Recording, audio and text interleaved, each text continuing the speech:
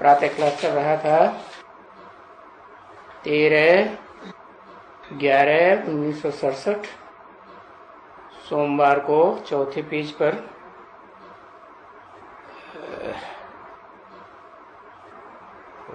मध्यांत में बात चल रही थी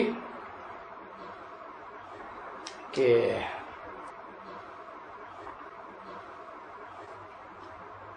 थोड़ा थोड़ा करके पैगाम देते रहो कि बाप आया है।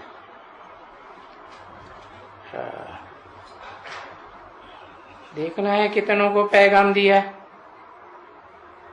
क्योंकि पैगाम देने से ही बाबा कहते हैं सिर्फ उनके कान पर आवाज आवे कि बाबा आया हुआ है, वो सुन लेवे, तो इतना सुन लेंगे तो भी वो प्रजा बन जाएगी, भले पुरुषार्थ करें या न करें। पुरुषार्थ करेंगे तो राजघराने में आ सकते हैं, राजघराने वाले तो फिर नंबरवार राजा ही कहे जाएंगे। तो ये तो मत्था मारते हो है प्रजा बनाने के लिए एक एक से, परंतु तुम जो जा करके सिर्फ इतना कहेंगे कि बाबा आया हुआ है, और वो कहते हैं कि बाबा आया हुआ है, ये कैसे हो सकता है? बाबा कोई भगवान होता है क्या? भगवान तो कृष्ण भगवान है, तो उनको बताना पड़ेगा। तो तभी बाबा कहते हैं जबकि जाते हो प्रदर्शनी में तो बाबा अक्षर या पिता अक्षर उनको बताओ, ये तो बहुत मीठा अक्षर है। जैसे पिता मीठा है वैसे पिताओं का पिता परम पिता मीठा है, तो सबसे जास्ती मीठा कि परम पिता, बस वो परम पिता माना वो एक ही है, दूसरा कोई परम पिता नहीं हो सकता। सामान्य रूप से पिताएं कहेंगे, भले धर्म पिताएं हो, लेकिन परम पिता तो कोई को भी नहीं कहेंगे। ब्रह्मा विष्णु शंकर को भी परम पिता नहीं कहा जा सकता, क्योंकि उनका भी रचयिता कोई है या नहीं है? कौन है? कहते हैं त्रिमूर्ति शिव। तो क्या शिव को मूर्ति होती है? होती है। शिव को तो मूर्ति नहीं होती है, वो तो सदा निराकार सदा शिव है। और जब साकार मुकर्रर रथ में प्रवेश करता है तब कहा जाता है त्रिमूर्ति शिव। उसको अपनी मूर्ति भी है? और जिसको मूर्ति है उसको कोई बच्चे होंगे मूर्तिमान।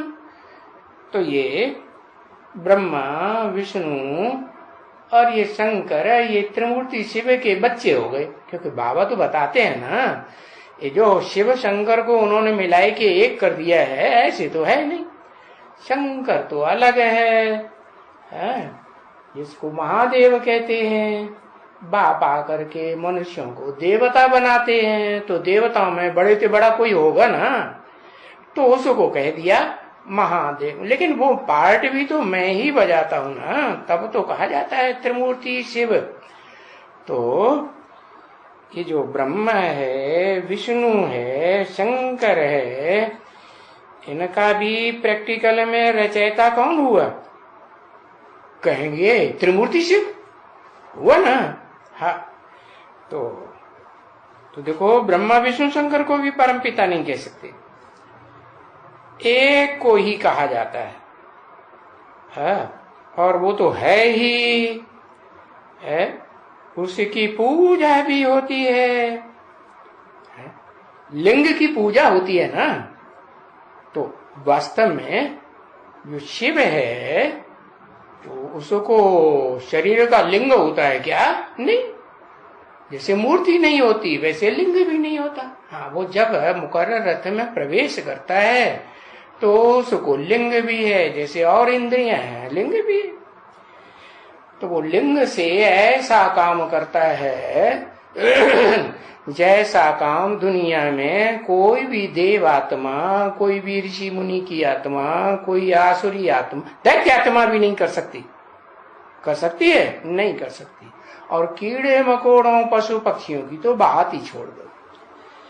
तो वो एक ही है, सर्वोपरे। क्या? इसलिए उसको कहते हैं परम पिता। पिता माने जन्म देने वाला, जन्मदाता। तो चाहे मानसी सृष्टि से पिता कहो, चाहे दैवी सृष्टि के आधार पर महादेव को पिता कहो, चाहे द्वापर युग से पिता कहो, आदम नाम दे दिया है उन्होंने। शास्त्रों में कश्यप नाम दे दिया है कि उससे देवताएं भी पैदा हुए और राक्षस भी पैदा हुए और वो सब जीव जंतु प्राणी मात्र कश्यप से पैदा हुए। तो काशी किसे कहते हैं? काशी माने याद का तेज, जिसे काशी नगरी बनती है। तो वो याद का तेज पीने वाला कश्यपा, पा माने पीना। तो काशी का तेज पीने वाला कौन हुआ?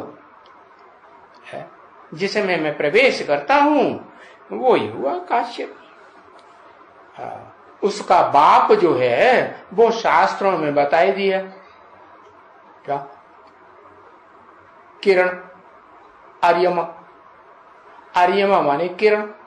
अरे सूर्य की तो किरण ही होगी ना, उन्होंने स्थूल सूर्य समझ लिया। स्थूल सूर्य की बात थोड़ी है, ये तो ज्ञान सूर्य की बात है। ज्ञान सूर्य की जो ज्ञान की किरण है वो पहली किरण कोई में तो कही जाएगी ना। तो इस मनुष्य सृष्टि में जो पहली किरण आत्मा धारण करती है उसी का नाम है आर्यमा दे दिया है। क्या? आर्यमा माने किरण, प्रकाश की किरण है। तो वो किरण जो है वही जब पुरुषार्थ करती है तो कही जाती है कश्यप। कश्यप माने काशी को पीने वाली, तेज को पीने वाली। तो देखो उसी रूप की पूजा होती है। कब? पूजा कब होती है? जब मैं प्रवेश करता हूं तब पूजा होती है, कि बिना प्रवेश किए पूजा होती है, कि दुनिया ठुकराई देती है? जब मैं प्रवेश करता हूं तब पूजनीय है। तो लिंग की पूजा होती है और वो सार्वभौम पूजा है, सारी दुनिया में उसकी मान्यता है। यहाँ भारत में तो गांव-गांव में, शहर में लिंग की पूजा होती है। ऐसे नहीं है कि वो कोई चीज ही नहीं है, एकदम निराकार है। नहीं, वो निराकार तो साकार में प्रवेश करता है। जैसे तुम आत्मा निराकार हो तो साकार शरीर में प्रवेश करके पार्ट बजाती हो ना, तभी तो पार्ट प्ले होता है। तो ऐसे मैं भी निराकार हूं और इस सृष्टि रूपी रंगमंच पर तब आता हूं जब सारी सृष्टि जो है वो क्या बन जाती है? जो भी भोगी आत्माएं हैं सब भोग भोगते भोगते पत्थर बुद्धि जैसी पत्थर बन जाती है। तो उन पत्थर बुद्धियों को मैं आकर के उनमें से एक मुकर्रर रथ को चुनता हूं और उसे ज्ञान का डोज ऐसा देता हूं जिससे वो सारी सृष्टि को डोज देने लायक बाप समान बन सके। तो उन्हें बताना है कि वो परम पिता हम किसको बताते हैं वो तो समझो। हाँ, ऐसे तो कोई मानेगा नहीं जब तक तुम पूरी बात बताएंगे नहीं। बाकी ये तो बच्चे जानते हैं कि बरोबर ऊंचे ते ऊंचे कोई तुम बच्चों ने आकर के समझा है क्या? अरे ऊंचे ते ऊंचा ऐसे दुनिया की बात होगी या इस दुनिया से बाहर की बात होगी? इस दुनिया में ही ऊंच नीच चलता है? बाकी ऊंच नीच की बात और कोई दुनिया में तो होती नहीं है। आत्मलोक में होती है ऊंच नीच की बात? होती नहीं। तो जीव से मनुष्य तन में प्रवेश करता हूं, वो ही ऊंच ते ऊंच हीरो पार्टधारी परमात्मा का पार्ट कहा जाता है। जैसे मैं परम पिता हूं, मेरा कोई पिता नहीं, ऐसे ही वो आत्मा, जिसे गीता में भी कहा गया है कि जो दो प्रकार की आत्माएं हैं, दो कैटेगरी की, एक क्षर एक अक्षर। क्षर माने क्षरित होने वाली, पतित होने वाली भोगी आत्मा। तो सारी दुनिया में सब भोगी आत्मा, A to Z। और उनमें से जो अव्वल नंबर आत्मा है, जिसे अल्लाह अव्वल दीन कहा जाता है। अव्वल नंबर दीन माने धर्म की स्थापना करने वाला कहा जाता है। उसमें मैं प्रवेश करता हूं। तो ऊंच ते ऊंच हुआ ना, उससे ऊंचा कोई पार्टधारी षष्ठ रूपी रंगमंच पर ऑलराउंड पार्ट बजाने वाला होता है? नहीं होता। तो तुम बच्चों ने ये बातें आकर के सुनी हैं, और वो ही तुमको ज्ञान देते हैं। वो मैं नहीं देता हूं, न मेरे देने से तुम समझते हो। अरे मैं इसमें जिस मुकर्रर रथ में आता हूं, वो समझता है कि मैं आ गया हूं। अरे वो ही नहीं समझ पाता तो दूसरे तुम कैसे समझ पाओगे? तो बताया तुमको बैठ करके वो ज्ञान देते हैं। कितना ज्ञान देते हैं? देखो, इतना ज्ञान देते हैं। कितना विस्तार में देते हैं या सार में देते हैं कि तुम ज्योति बिंदु हो? ये सार का ज्ञान तो मैं हूं ज्योति बिंदु, बिंदु बिंदु आत्माओं का बाप। तो मैं आकर के जो मनुष्य सृष्टि का बीज है, हीरो पार्टधारी है, मुकर्रर रथधारी है, मैं उसको देता हूं। तो बताया वो फिर उसे विस्तार करता है, तो उसका नाम पड़ता है मनु। क्या? मनन चिंतन मंथन करने वाला सबसे पावरफुल मन, मनुआ। क्या बच्चों को क्या कहते हैं?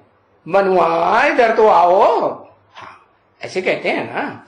तो वो सबसे पावरफुल मन है इस षष्ठी रूपी रंगमंच पर पार्ट बजाने वाला। तो देखो कितना विस्तार कर देते हैं ज्ञान का है।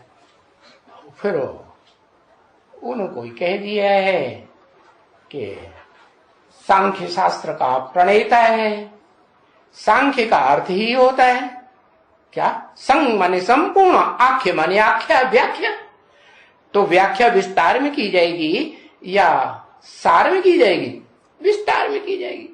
तो बताया कि वो सांख्य शास्त्र का व्याख्याता, वो कौंपिल्य नगरवासी, जहां यादगार उसकी बनी हुई है, कपिल मुनि का आश्रम भी बनाया हुआ है ना भक्तों ने। तो वो दिखाया है कहा? और द्रौपदी कुंड के पास में उसकी पहले वो यादगार बनाई थी। नीचे द्रौपदी कुंड और ऊपर टीलका पर उसकी यादगार बनाई थी। तो यादगार कहाँ की यादगार? यहाँ की यादगार।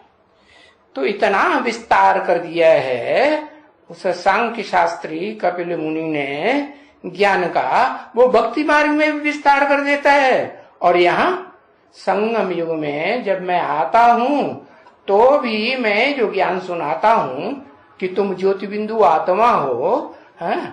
और वो ज्योति बिंदु है, ज्योति बिंदु आत्मा में 84 जन्मों का ज्ञान भरा हुआ है। तो वो विस्तार कौन करता है?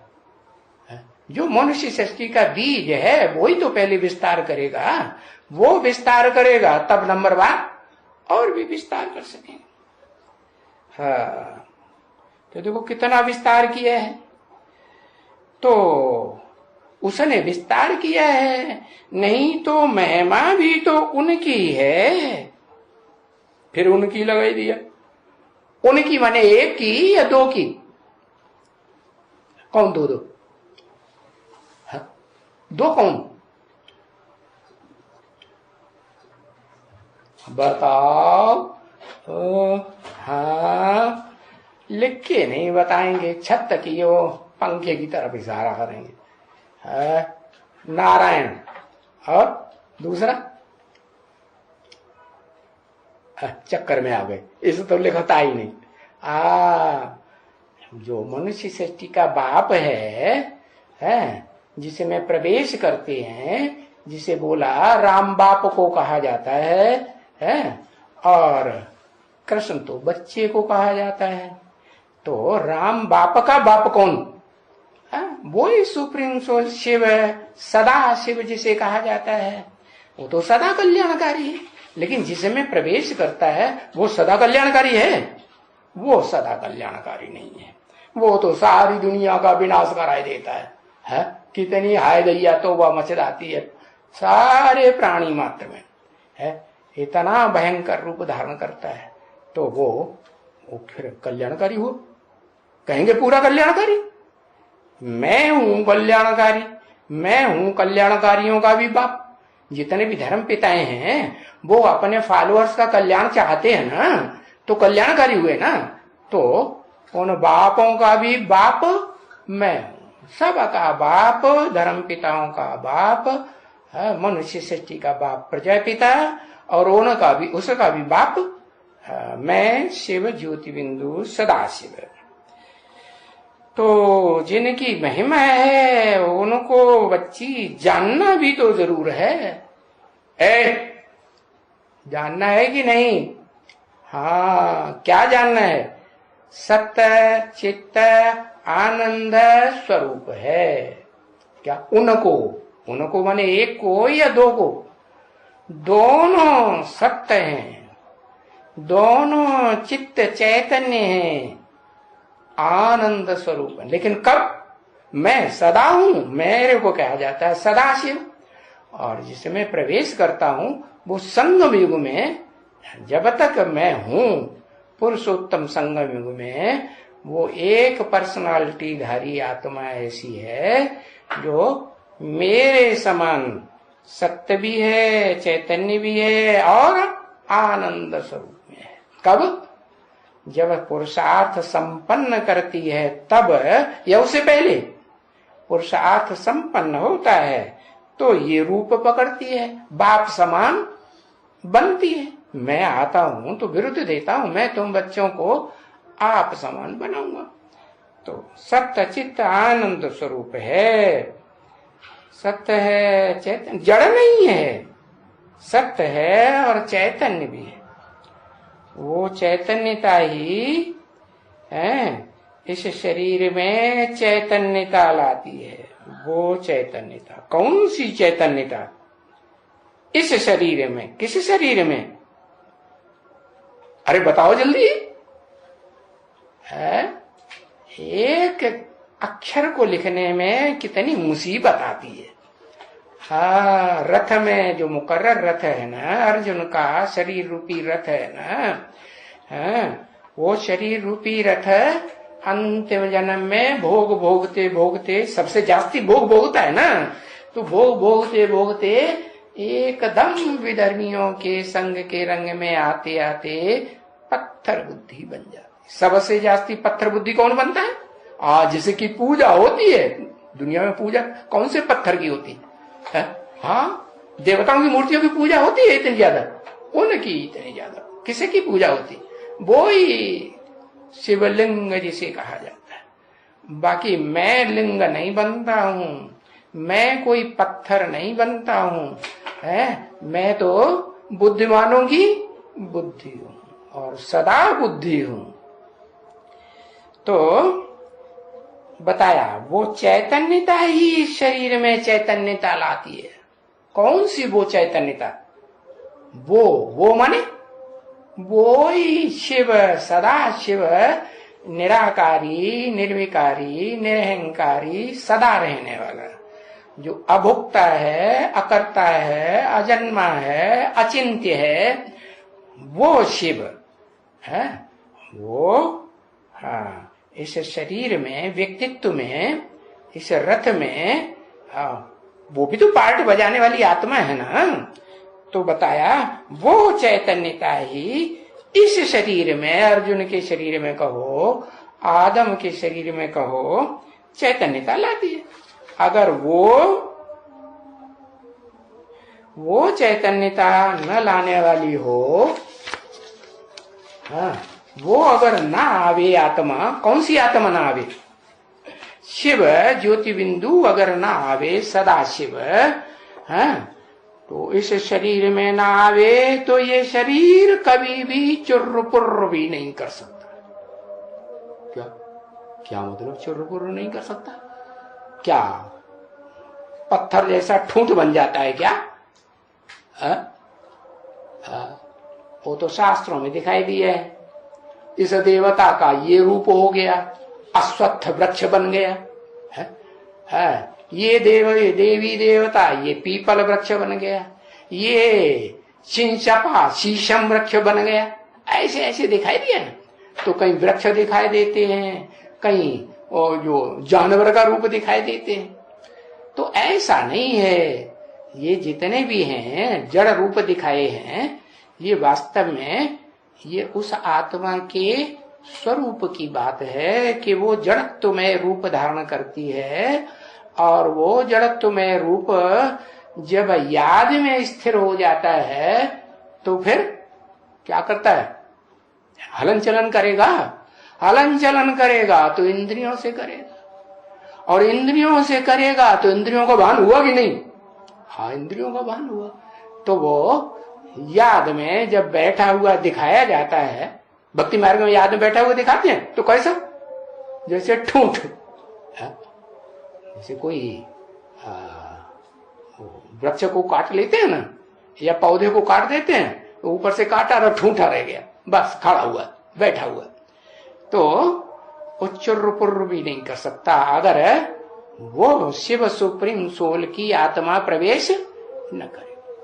तो देखो है ही सब कुछ आत्मा का खेल। क्या ये जो खेल है इस दुनिया में सुख दुख का, ये दुनिया क्या है? सुख दुख का खेल है ना। तो ये सारी दुनिया में जो भी सुख दुख का खेल है, किसका खेल है? जड़ तत्वों का खेल है। जड़ तत्व क्या खेल करेंगे? वो तो जड़ है? ऐसे नहीं कि वो पत्थर का खेल है या वो कोई वृक्ष का खेल है, नहीं, ये तो आत्मा का खेल है। तो वो आत्मा को ही भूल गए हैं। क्या कहा? वो आत्मा को, कौन सी आत्मा को भूल गए? हाँ जो आत्मा सदा शिव है, कभी पत्थर बुद्धि बनती नहीं। बुद्धिमानों की सबकी बुद्धि है, जो गीता में भी लिखा है। क्या? इंद्रियाणि परान्या, इंद्रियां बड़ी प्रबल है। इंद्रियों से मन प्रबल है, मन से बुद्धि प्रबल है, बुद्धि से जो प्रबल है इस दुनिया में पार्ट बजाने वाली आत्मा, वो है कौन? ऊपर वाला। जैसे क्राइस्ट हो, गुरु नानक हो, वो ऊपर को इशारा करते हैं। ये तो नहीं कहते कि मैं खुद भगवान बाप हूं, गॉड फादर हूं, ये तो नहीं कहते। तो बताया वो ही आत्मा को भूल गए हैं, जिस आत्मा ने सब आत्माओं को जन्म देने के लिए ये एक तरीका बताया कि अपन को क्या समझो? ज्योति बिंदु आत्मा समझो।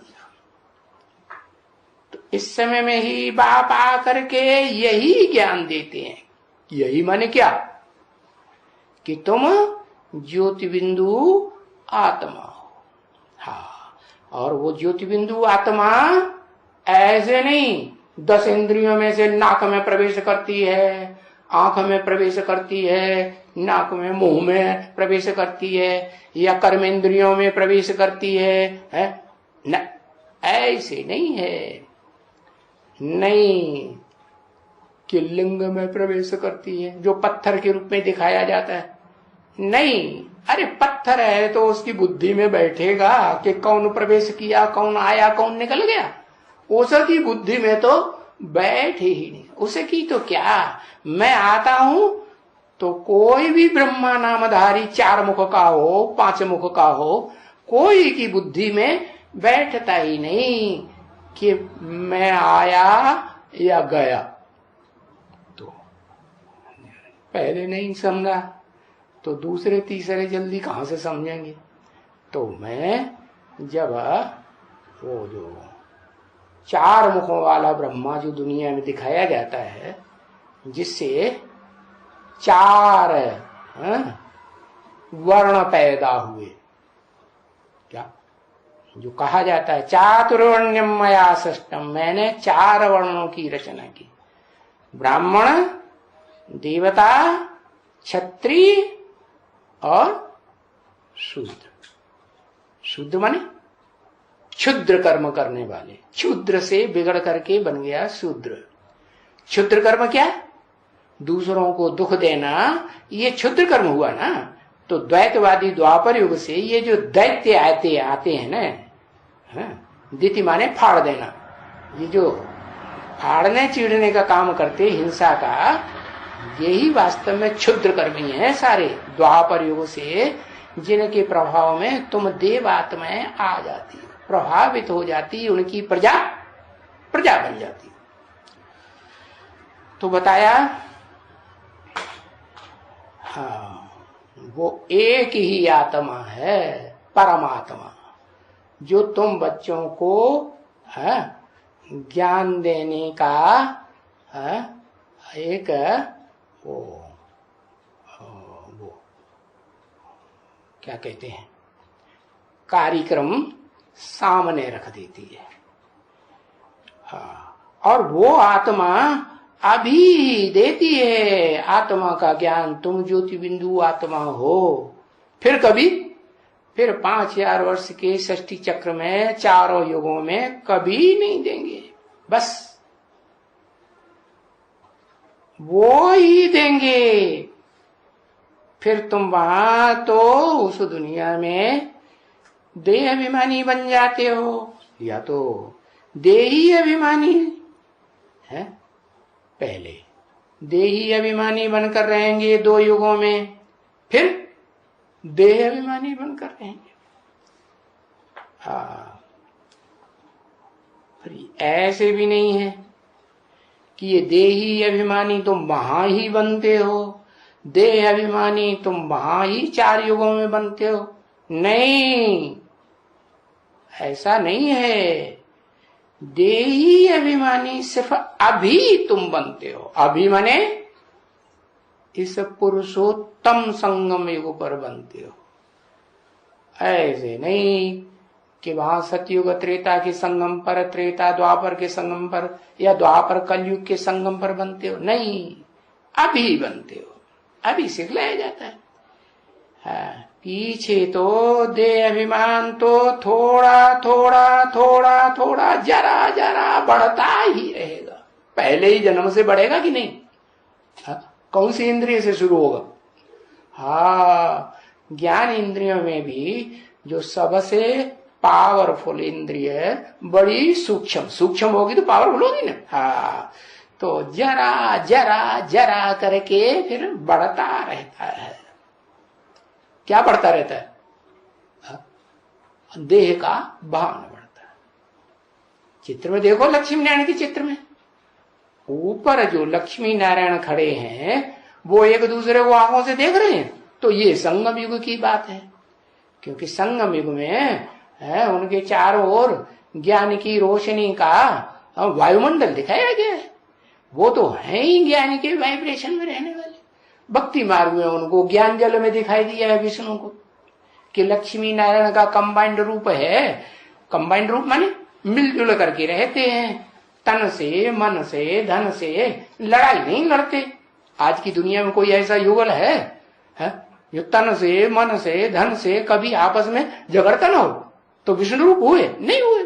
तो मैं आकर के ऐसा विष्णु रूप बनाता हूं। तो जब तुम सतयुग में शुरू करते हो क्या नाम 16 कला संपूर्ण देवता बनने का पार्ट बजाते हो, तो फिर थोड़ा थोड़ा देवान बढ़ता जाता है। हाँ, अरे घड़ी घड़ी अपन को कोई आत्मा थोड़े ही वो समझेंगे, देव आत्मा है। घड़ी घड़ी समझे, कम से कम 1 सेकंड एक दूसरे को देखा, मजा लिया, हाँ, सुख लिया और इंद्रिय का सुख लिया तो बस तृप्त हो गए। फिर वो तृप्ति अल्पकाल की रहेगी कि 24 घंटे रहेगी? अल्पकाल की नहीं है। अल्पकाल की तो इस दुनिया में होती है जहां भ्रष्ट इंद्रियों से सुख लेने का प्रयास करते हैं। तो देखो, सतयुग में भी कोई घड़ी घड़ी अपने को आत्मा समझेगा क्या? अरे उनका भी ये शरीर है ना। तुमको कहेंगे, हैं, क्या कहेंगे? हाँ, तुमको बाप कहेंगे आत्मा अभिमानी। तो देवताएं भी आधा कल्प तक आत्माभिमानी ही रहेंगे। कब तक? जब तक देह जो है वो आत्मा के संग के रंग में आते आते देह अपना संग पूरा न लगाए दे। कितना संग? हाँ, जब विराट पुरुष की कमर तक पहुंचेंगे तो कौन सी इंद्रिय शुरू होगी? भ्रष्ट इंद्रिय का काम शुरू होगा ना। तो वहां तक शुरू पहुंचे और देवान ने अपना काम शुरू कर दिया। आत्माभिमानी 8 कला से भी कम रह गए और देह अभिमान का आरंभ हो गया। तो बताया। तो देखो, आत्माभिमानी तुमको आधा कल्प के लिए बना के ही हम छोड़ते हैं। हाँ, जो फिर तुमको ये तकलीफें आधा कल्प तक नहीं देखनी पड़ेंगी। कौन सी तकलीफें? ये तकलीफें। ये तकलीफें माने कौन सी तकलीफें?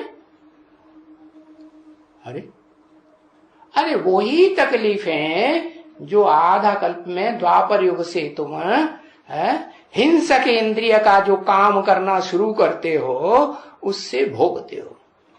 आधा कल्प तक सतयुग त्रेता में वो इंद्रिय काम करेगी, मारा मारी का काम करेगी, चीड़फाड़ का काम करेगी?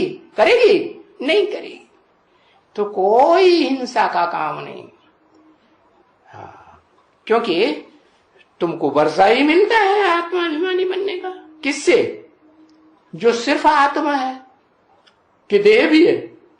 वो कभी देह बनता ही नहीं। आत्माभिमानी बनने के लिए जो फिर तुमको आधा कल्प का सुख का वर्षा मिल जाता है। ऐसे नहीं है कि वहां देह होते हुए फिर वो कहेंगे मैं आत्मा हूं, मेरे शरीर का नाम लक्ष्मी नारायण है। ऐसे थोड़े ही बैठ करके कहेगा घड़ी घड़ी वहां। नहीं, शरीर का नाम बताएगा तो शरीर का भान आया ना है?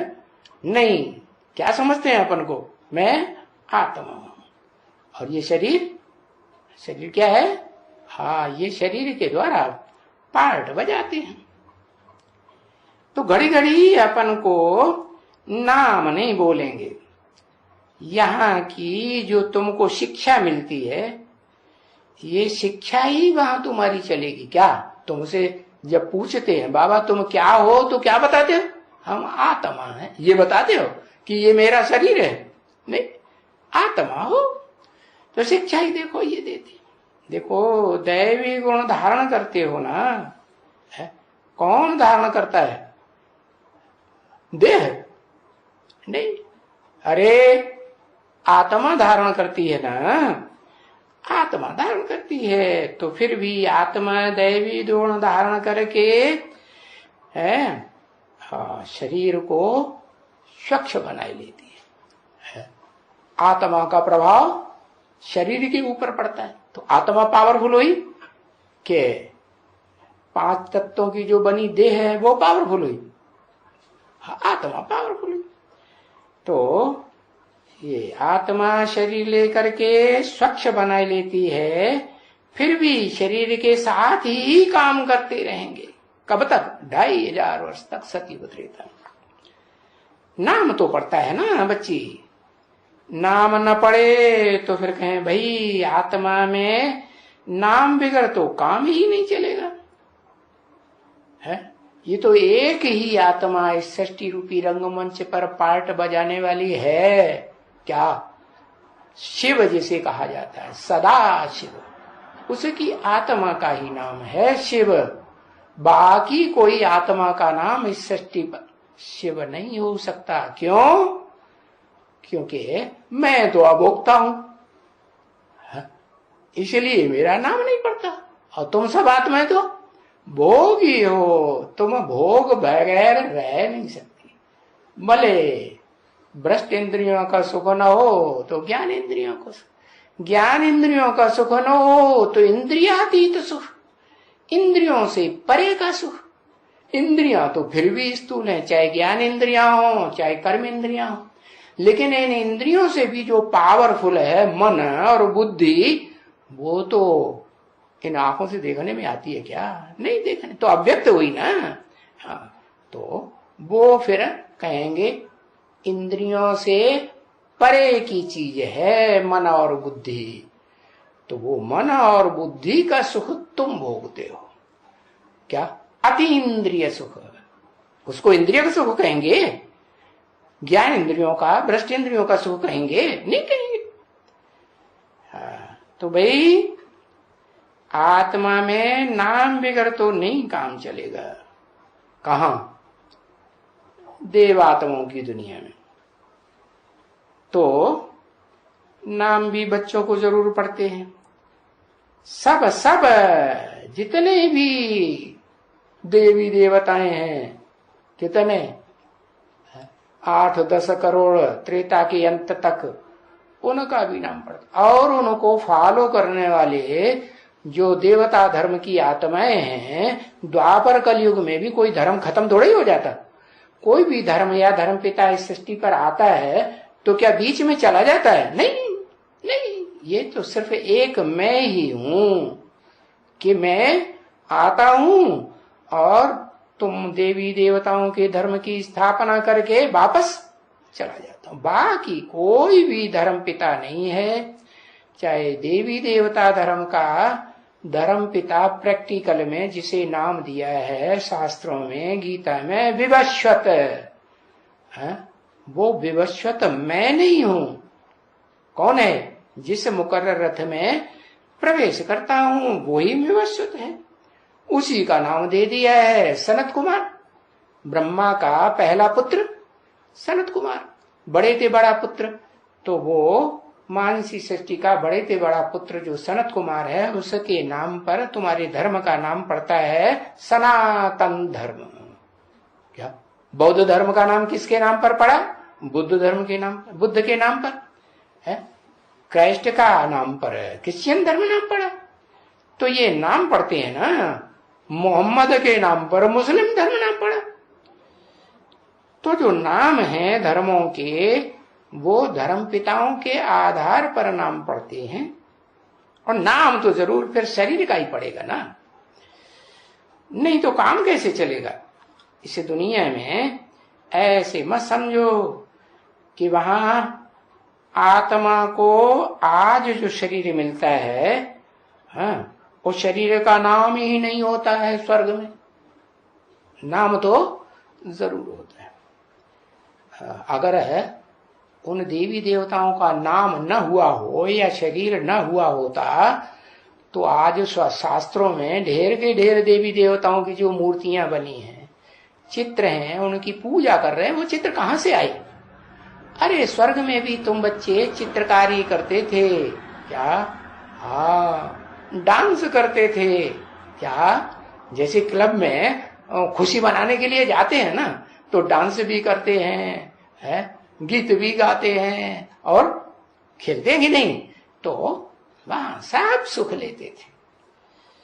तो शरीर का नाम तो होता है ना। जब शरीर का नाम जब रखते हैं तो जरूर उस नाम के ऊपर फिर उनका कारोबार भी चलेगा। तो देवी देवताओं का कारोबार क्या है? देव का कारोबार है सुख देना, देव माने ही देना, और देवी का कारोबार है देना। है कि नहीं? हाँ, तो अगर सुख नहीं देंगे तो फिर उनको कोई देवता कहेगा नहीं। तो तुम बच्चे का भी काम क्या है? क्या काम है? सुख देना और सुख लेना। अच्छा, तो ढेरों को सुख देंगे क्या? हाँ?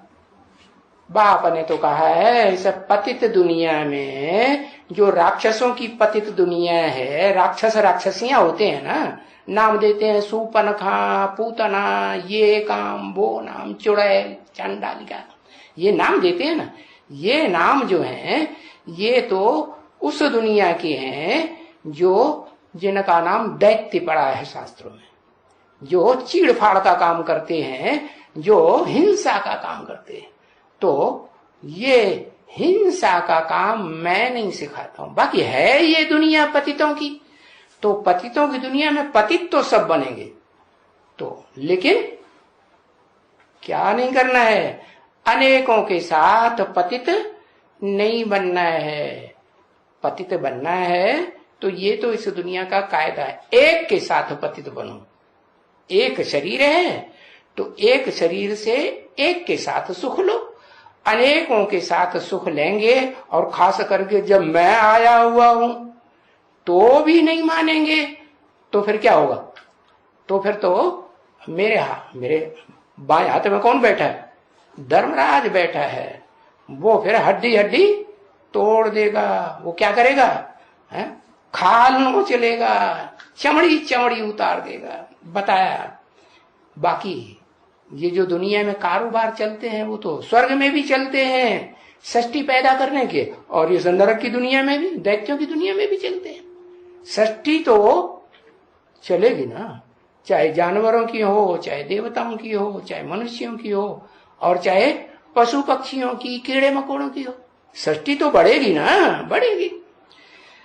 तो ये सारे कारोबार चलेंगे, लेकिन देवी देवताओं का कारोबार समझ लिया क्या? सुख देना, सुख लेना, अनेकों के साथ नहीं। देवी, अरे देवी एक देवता को सुख देगी, और देवता एक देवी को सुख देगा। ये पक्की परंपरा कहां पड़ती है? हाँ, यहां पड़ती है। मैं आता हूं तब ये पक्की परंपरा डालता हूं। किसमें? अनेकों में डालता हूं कि पहले एक में डालता हूं? पहले एक में डालता हूं। तो वो एक है, वो अव्वल नंबर का अल्लाह अव्वल दीन धर्म पिता, अव्वल नंबर दीन की स्थापना करने वाला। बाकी जो बाद में धर्म पिताएं आते हैं वो धर्म की धारणाएं तो करते हैं, लेकिन आत्मा की धारणा किसी को पक्की नहीं होती। तो वो देह अभिमानी धर्म पिताएं हैं, और देह अभिमानियों में भी जो भ्रष्ट इंद्रियों वाले, भ्रष्ट इंद्रियों का आचरण करने वाले हैं, वो दैत्य कहे जाते हैं। बाकी तुम बच्चों को मैं आकर के जो रास्ता बताता हूं, देवी देवता बनने और बनाने का है, तो वो रास्ता तो मैं एक को ही बताता हूं। क्या रास्ता? क्या करो? एक को याद करो, है? एक से बातें करो, रूह रेयान करो, एक से प्रश्न उत्तर करो, एक को गुरु बनाओ, और किसी को गुरु और टीचर बनाओ नहीं, उसी से पूछो। सारी बात किससे पूछो? कौन एक? कौन एक से पूछो? कौन से रूह रेहान करो? रूह से रूह की रेहान करो। हाँ, शिव बाबा, शिव बाबा से रूह रेहान। अरे शिव को, उसको ये अपना जीव है, कान है, तो कैसे रूह रेहान करोगे? कैसे जवाब देगा तुमको? वो जो इस मनुष्य सृष्टि का बीज रूप बाप है ना, उसमें प्रवेश करके तुम्हें हर बात का अंदर ही अंदर तुम्हारी भ्रकुटी के मध्य में, बाजू में बैठ करके जवाब देता है। रूह रेहान कैसे करेंगे? अरे अंदर ही अंदर करेंगे कि दूसरे को गुरु बनाने जाएंगे। दूसरा कोई गुरु मिलेगा इस दुनिया में? जवाब देगा? नहीं जवाब देगा। तो बताया ये जो कारोबार हैं, क्या क्या इस दुनिया का कारोबार क्या है? मुख्य कारोबार क्या है? सुख देना, सुख लेना। नई सृष्टि जो बनाता हूं वहां से ही अतीन्द्रिय सुख का कारोबार शुरू होता है। तो ये मन बुद्धि की बात है। मन बुद्धि का अतीन्द्रिय सुख लेना है तो किससे लेना है? एक से लेना है। लेकिन ये सिर्फ एक ही सीख पाता है कि ढेर के ढेर सीख लेते हैं। और लंबे टाइम का पुरुषार्थ है उसका कि 10-20 साल के अंदर ये पुरुषार्थ पूरा हो जाता है। हाँ, जब तक मैं इस सृष्टि पर आकर के पार्ट बजाता हूँ, ब्रह्मा के द्वारा सृष्टि स्थापन करता हूँ ना, चाहे परम ब्रह्म का हो, तो वो 100 साल का जब तक पूरा न हो तब तक ये वो आत्मा ब्रह्मा रूपी देह अभिमानी सांढा रहेगी या नहीं रहेगी? हाँ, कौन से संतक, कौन से वर्ष तक रहेगी सांढा? 100% है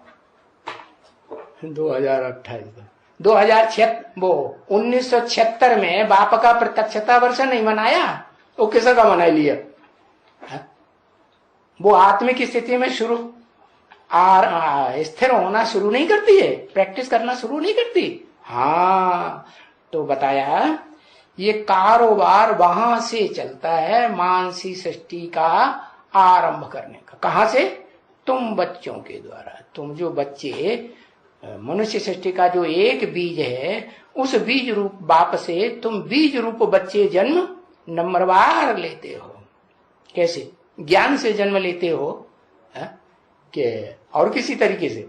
हाँ, परंतु यहाँ का जो तुमको आत्माभिमानी बनाया जाता है ना, यहाँ माने पुरुषोत्तम संगम युग में इसलिए बनाया जाता है कि जो पाप हैं तुम्हारे जन्म जन्मांतर के, वो कट जावे।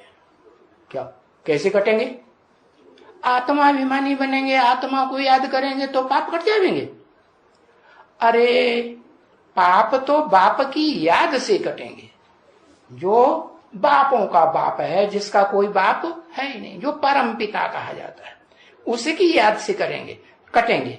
परंतु अगर तुम अपन को आत्मा ही नहीं समझेंगे तो जो वर्तमान में कर्म करेंगे जीवन में, तो कर्म अकर्म बनेंगे, आत्मा नहीं बनेंगे। देह अभिमान में रहेंगे, वो अकर्म बनेंगे?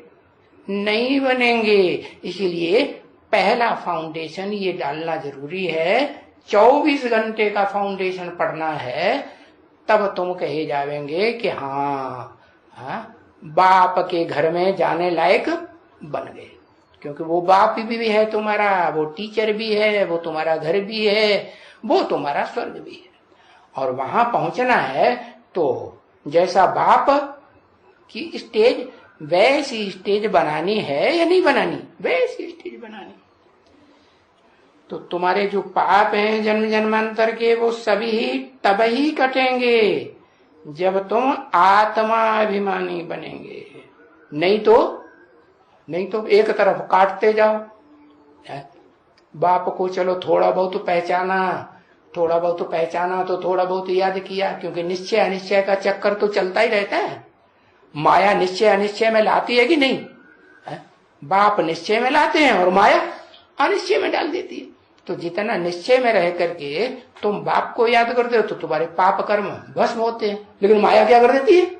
माया फिर देह अभिमान में ढकेल लेती है। तो देह अभिमान में कर्म करेंगे तो पाप बनेंगे कि नहीं? पाप बनते रहते हैं। तो जो पाप बनते रहते हैं तो तुम्हारा कट तो पूर्व जन्म का भी नहीं होगा और ऐसे जन्म का भी नहीं होगा। और बढ़ेगा कि घटेगा? बढ़ेगा। तो जो प्योर आत्मा तुम बन जाओ, वो उसका पहली सीढ़ी, पहली पढ़ाई ये काका का आ आई ई पढ़नी पड़े। क्या? कि मैं आत्मा ज्योति बिंदु हूं। जैसे माँ बच्चे को याद करती है, बाप बच्चे को याद करता है, विलायत में रहता है, तो उसका रूप याद आता है ना। तो ऐसे ही तुम बच्चों को घड़ी घड़ी अपनी भ्रकुटी के मध्य में वो अजब सितारा स्टार या बाप कहते हैं चलो अति सूक्ष्म रूप में नहीं याद आता है तो बड़े रूप में याद करो। आसमान के सितारे देखने में आते हैं ना, उनको याद कर सकते हो ना, तो समझो कि मैं आत्मा सितारा हूं। ऐसे भ्रकुटी के बाद जब तुम्हारी प्रैक्टिस पक्की हो जाएगी तो तुम महीन रूप को भी याद कर सकेंगे। नहीं करेंगे? करेंगे। तो प्योर आत्मा बन जाओ।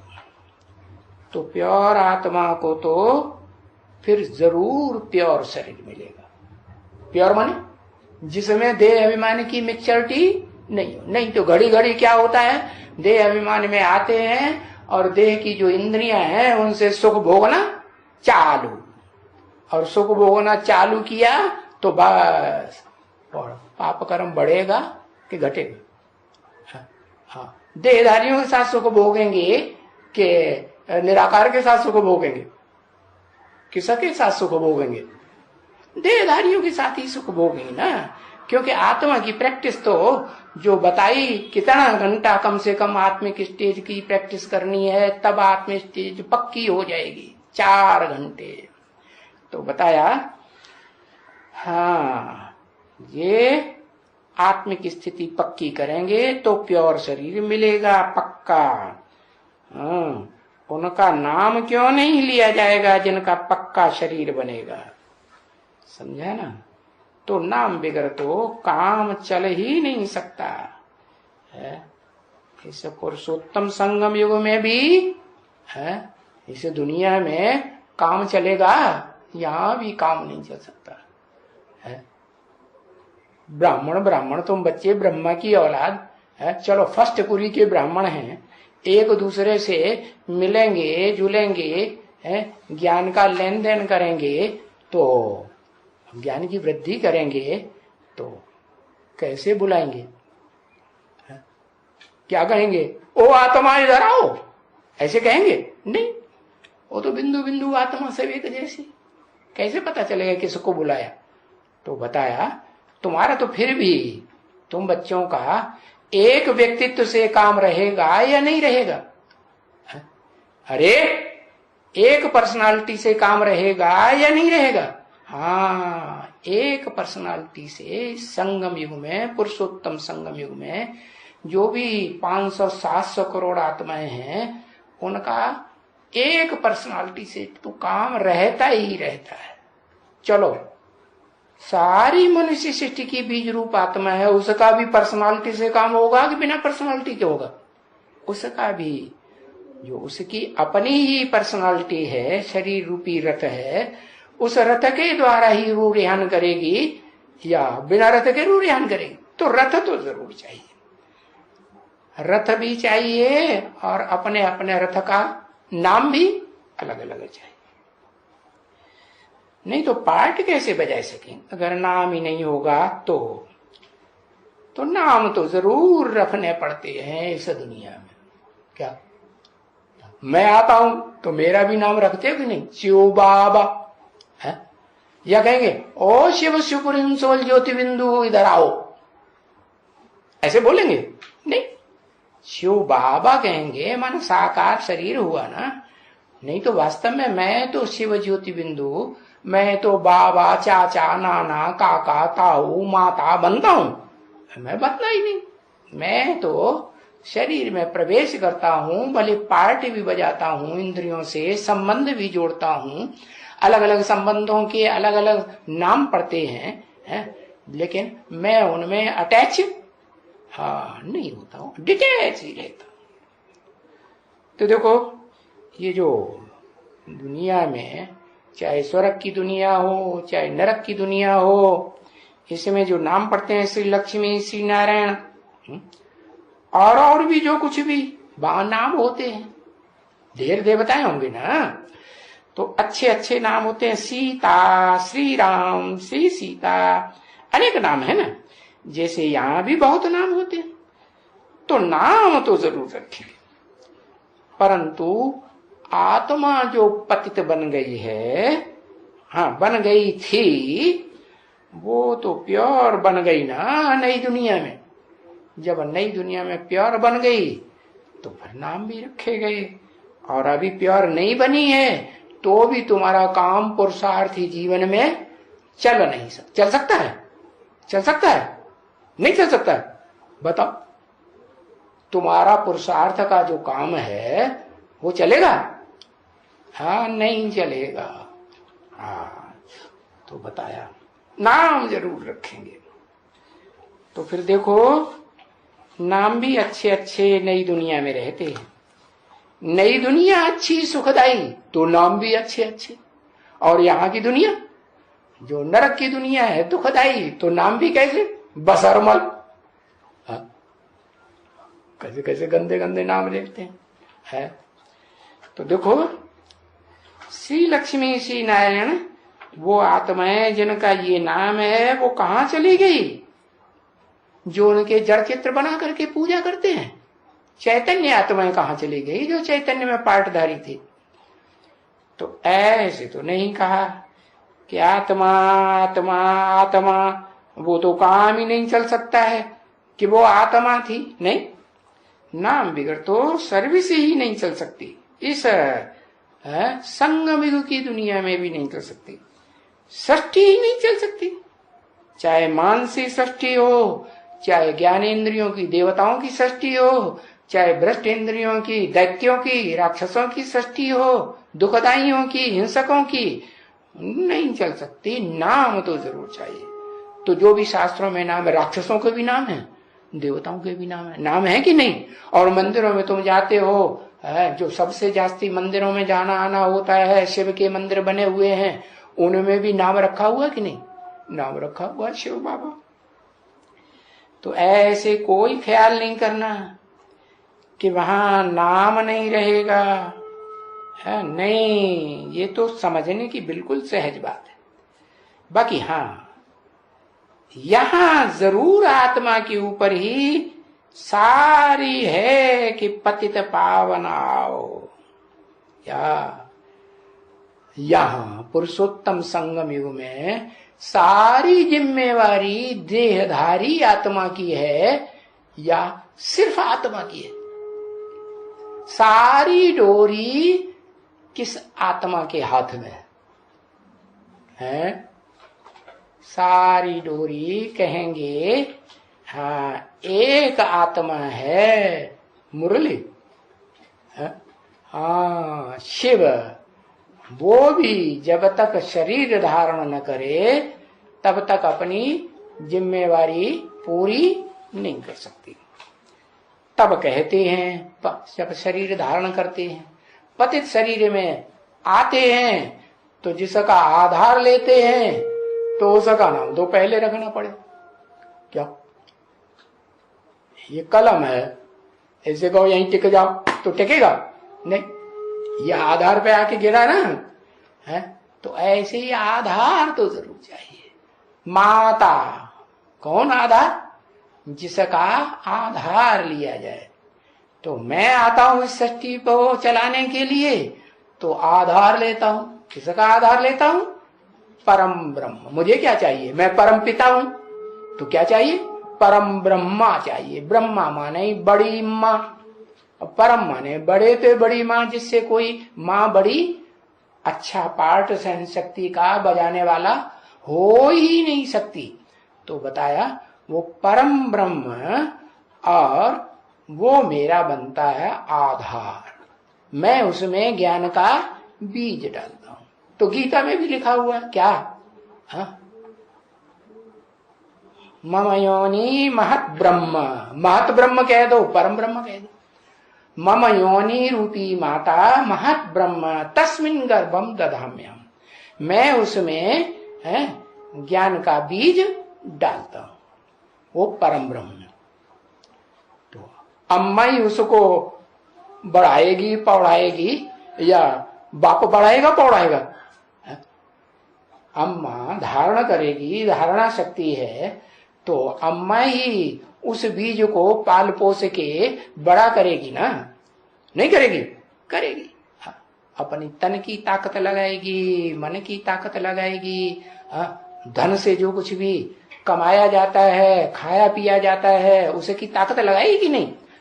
तो सारी ताकत लगा करके वो उस बीज की पोषण वर्धन करती है।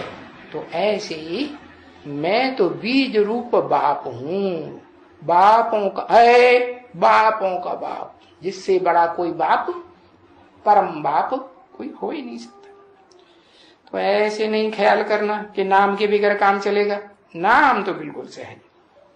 तो तुम बुलाते भी हो पतित पावन आओ, माने मैं पतित में आता हूं और मैं सदा पावन हूं, एवर प्योर हूं।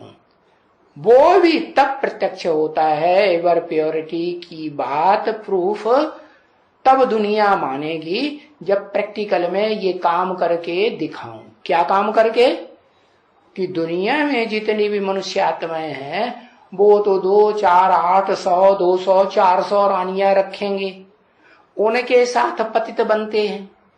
और पतित बनते हैं तो जो पतित बनते हैं तो पतित ही रहते हैं कि पावन बन जाते हैं? पावन बनते हैं। जो 400 रानियां, 500 रानियां रखी, क्या है? क्या कौन दक्षिण भारत में शहर है? अरे वो हैदराबाद में, हैदराबाद निजाम बादशाह ने 500 रानियां रखी। और वो 500 रानियां रखने वाला निजाम बादशाह जो है, तो 500 रानियों को पावन बनाए देता है कि छोड़ देता है? पतित बनाए देता है। तो ये सब जितनी भी मनुष्य आत्माएं इस सृष्टि पर हैं, भोगी आत्माएं सब हैं पतित बनाने वाली। एक मैं ही आत्मा हूं, शिव, सदाशिव, सदाशिव, जो इस सृष्टि पर आकर के क्या करता हूं? जिस मनुष्य तन का आधार लेता हूं उसको भी आप समान क्या बना देता हूं? आप समान एवर प्योर बनाए देता हूं। कैसा एवर प्योर? और जो मनुष्य आत्माएं हैं 200, 400, 500 रानियों के साथ पतित बनते हैं। और वो प्रैक्टिकल में कितने के साथ पतित बनता है? हाँ, पतित इंद्रियों से भी बनता है कि नहीं? हाँ, जो पतन में जाने वाली इंद्रियां हैं, चाहे ज्ञान इंद्रियां हो चाहे भ्रष्ट इंद्रियां हो, उनसे पतित बनता है। और फिर भी पतित पने से बच जाता है कि पतित हो जाता है? हाँ, बच जाता है। तो अपने पुरुषार्थ से बचता है या कोई दूसरा पुरुषार्थ करता है? नहीं। इसलिए गीता में भी लिखा है, ना दत्ते कश्चित पापम, वो किसी के पाप भी नहीं लेता और पुण्य भी नहीं लेता। कौन? Shiva supreme soul. वो जिसमें प्रवेश करता है वो पाप भी लेता है। कहते हैं ना कि भाई अपना भोजन झूठा किया हुआ किसी दूसरे को नहीं खिलाओ, अगर दूसरा खाएगा तो तुम्हारा पुण्य वो ले लेगा। तुमने झूठा कर दिया और तुम्हारा झूठा किया हुआ उसने खाया तो तुमने तो पाप किया। झूठा तो नहीं करना चाहिए, और उसने खा लिया तो तुम्हारा पुण्य उसको चला गया कि नहीं? तो वो मनुष्य सृष्टि के बीज का पुण्य जाता है कि मेरा जाता है। मैं तो न पुण्य लेता हूं न पुण्य देता हूं, पुण्य का काम करता हूं और न पाप का काम करता हूं। हाँ, तो बताया उस पतित पावन जो एवर पतित बनता है और दूसरा जो एवर पावन है, एवर प्योर है, दोनों का कॉम्बिनेशन को बुलाते हैं कि हे रे भाई। किसको बुलाते हैं? दोनों के कॉम्बिनेशन को बुलाते हैं, ये पतित पावन आओ। उसमें भी किसको पहले रखते हैं? ऊपर वाले को पहले रखते हैं, पावन को रखते हैं, ऊपर उंगली का इशारा कर दिया। हाँ, पतित का नाम पहले, पावन। क्योंकि बाप आते हैं तो अम्मा को आगे रखते हैं, माताओं को आगे रखते हैं कि नहीं? अरे माताओं कन्याओं को आगे रखते हैं कि पीछे कर देते हैं? इस सृष्टि में अगर विश्व की बादशाही लेनी है तो किनके हाथ में देंगे? अम्मा को देते हैं ना। बाप आते हैं, शिव बाप, तो राजाई किसको देते हैं? प्रजापिता को देते हैं। देते तो प्रजापिता को पहले, लेकिन वो परम ब्रह्म बनेगा तब देते हैं कि पहले ही दे देते हैं? हाँ, पहले वो सहन शक्ति परम ब्रह्म की धारण करे प्रैक्टिकल जीवन में, तब देते। तो देखो, जिसको बुलाते हैं वो पतित और पावन दोनों का कॉम्बिनेशन है, उनको कहते हैं आकर हमको पावन बनाओ। ओम शांति।